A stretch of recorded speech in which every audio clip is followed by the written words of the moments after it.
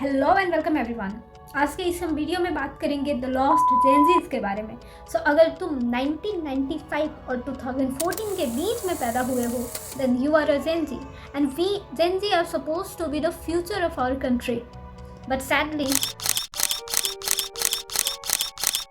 आजकल ये चीज़ें काफ़ी नॉर्मलाइज तरीक़ों से बताई जाती है। इनफैक्ट इन चीज़ों को यूज़ करने से लोग खुद को कूल दिखाते हैं और इनफैक्ट जो इन्हें यूज़ नहीं करते वो फूल कंसीडर किए जाते हैं। बट ये किस तरीके से हमें इम्पैक्ट कर रही है, कैसे इस जनरेशन को इम्पैक्ट कर रही है, आने वाले फ्यूचर में क्या हम वैसा वेल एस्टेब्लिश फ्यूचर छोड़ के जाएंगे जो हमारे फोरफादर्स हमारे लिए छोड़ के गए हैं, जिसकी वजह से आज हमारे पास इतनी सारी रिसोर्सेज है और उसी का कहीं हम डिसएडवांटेज तो नहीं ले रहे हैं। So let's understand. आज के इस वीडियो में इन सारे टॉपिक्स के बारे में हम अच्छे से डिस्कस करेंगे।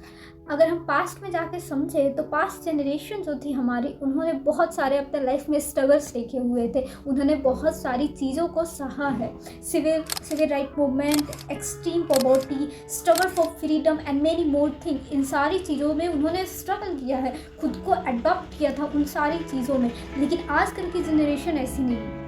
आजकल की जनरेशन के पास तो बिल्कुल भी स्टेमिना नहीं है एंड इनफैक्ट पेशेंस लेवल हमारी इस जनरेशन में बहुत ही ज़्यादा वीक हो चुका है। इन सारी चीज़ों के पीछे का कारण में हम कह सकते हैं वो है इंटरनेट यूज़र्स में सबसे ज़्यादा अगर आंकड़ा देखा जाए तो मोस्ट प्रोबेबली ये है कि मोस्ट ऑफ द पीपल वहाँ पे जेनजीज है। Almost 74% of the total users of the internet are Gen Zs। वो इतना ज़्यादा सोशल मीडिया को कंज्यूम करते हैं एंड वो जिन चीज़ों को कंज्यूम करते हैं इन रियलिटी उनका बिहेवियर सोसाइटी के टुवर्ड्स या फिर किसी भी चीज़ के टुवर्ड्स सिमिलर देखने को मिलता है। बहुत सारे रिसर्च ने ये प्रूव किया है कि आजकल की जनरेशन मेंटली एंड फिजिकली बहुत ज़्यादा वीक हो गई है। वो खुद को लोनली फील करता है। बहुत सारे एग्जांपल्स हमने देखे होंगे आजकल सोशल मीडिया पे हमें दिख जाते हैं। कुछ लोग होते हैं जो कि बहुत ज़्यादा एडिक्टेड हो जाते हैं सोशल मीडिया से, वो बिना रील स्क्रॉल किए रह नहीं पाते हैं। इसके पीछे का रीज़न क्या? रील आजकल बहुत देखे जाते हैं। इंडिया इसका बहुत बड़ा ही कंज्यूमर है और इंडिया में इस रील का मार्केट बहुत ज़्यादा है।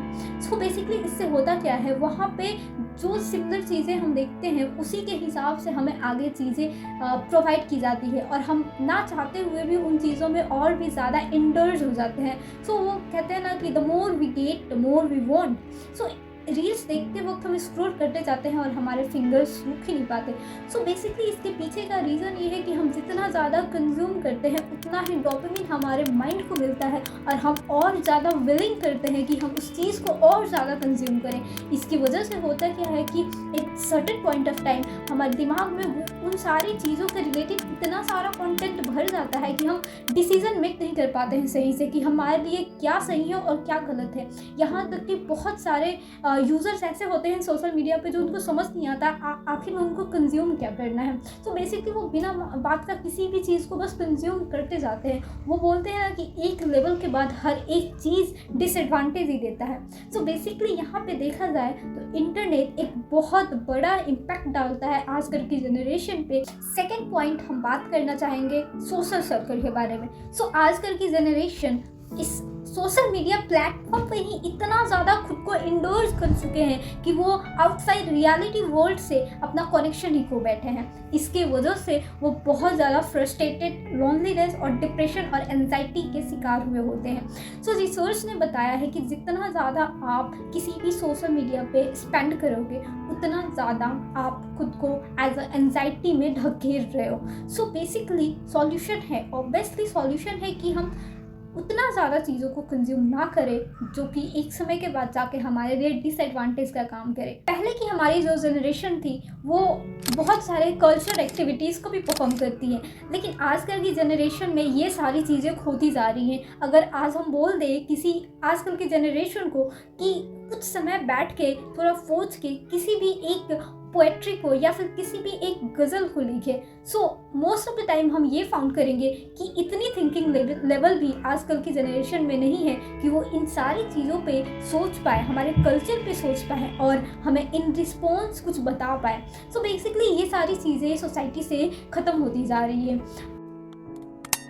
एक्सट्रैक्ट है एक chapter Indian civilisation and culture, उसमें महात्मा गांधी जी ने बताया था कि हमारा इंडियन कल्चर बहुत ज़्यादा डिफरेंट है, उसको कोई भी एक कंट्री कभी भी बीटन नहीं कर सकता। लेकिन आजकल की जनरेशन ऐसी हो गई है कि हम ये सोच सकते हैं कि आने वाले कुछ सालों में हमारा ये जो कल्चर है, ये जो हमारा जो सिविलाइजेशन है जो कि डिफरेंट है बाकी कंट्री से, वो सच में रिप्लेस हो जाएगा, वो भी दूसरी कंट्रीज़ की तरह बन जाएगा। क्योंकि जो भी हमारे फॉरेन की जो भी हमारे दूसरी कंट्रीज़ है उनकी सारी चीज़ों को हम अडॉप्ट कर रहे हैं और हम खुद को कूल बनाने की कोशिश में अपनी सिविलाइजेशन, अपने कल्चर तक को भी भूल रहे हैं। आजकल तो सोशल सर्कल में बस फिट होने के लिए बहुत सारी चीज़ें लोग ट्राई करते हैं, स्मोकिंग, ड्रिंकिंग, बहुत सारी चीज़ें, और फिर उस पॉइंट के बाद जाके अगर वो उन चीज़ों को क्विट अप नहीं कर सकते हैं तो वो फिर से उन्हें कंज्यूम करते जाते हैं, क्योंकि उनके लिए उन चीज़ों को छोड़ पाना बहुत ज़्यादा नेक्स्ट टू इम्पॉसिबल हो जाता है एक पॉइंट के बाद जाकर। सो बेसिकली हम देखा जाए तो हमारी ये जनरेशन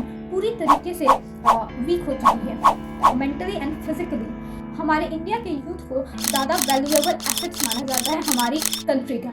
सो इसलिए हमें इन चीज़ों पे बात करना चाहिए और हमें कोशिश करना चाहिए कि हम नेगेटिविटी की तरफ ना जाए, और जो लोग जा रहे हैं उनको भी रोकने की हमें कोशिश करनी चाहिए।